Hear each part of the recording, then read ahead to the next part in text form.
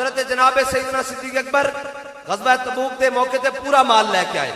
اپنے گھر دا سارا مال لے کے آئے، جنہوں دے بارے اقبال کہندا اتنے میں وہ رفیق نبوت بھی آ گیا،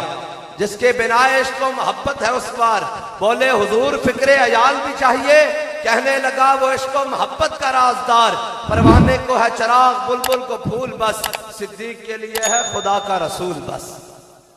حضرت جناب سیدنا صدیق اکبر پورا مال لے کے آ گئے، حضرت فاروق اعظم ادھا مال لے کے آ گئے، حضرت عثمان غنی نے سونے اور چاندی دے ڈھیر دے دیتے، مولا کائنات گھوڑے اور اونٹ لے کے آ گئے، یہ سارا کچھ پیا اتنی دیر میں دس رہا اتنے مل وفامہ دا، اتنی دیر حضرت عقیل انصاری 2 کلو کھجور لے کے آ گئے۔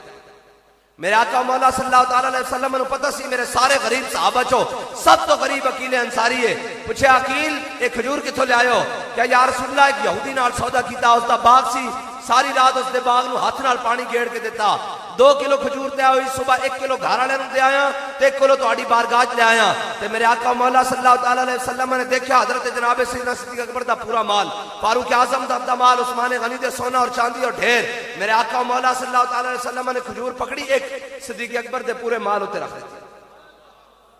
ایک حضرت فاروق اعظم نے مال ہوتے رکھ دیتی، ایک حضرت عثمان غنی دے مال ہوتے رکھ دیتی، دسیا قیامت تک میرا امتی جتنا بھی غریب ہوئے وفانا جڑی شہ لے کے آئے گا وہ قابل قبول ہے۔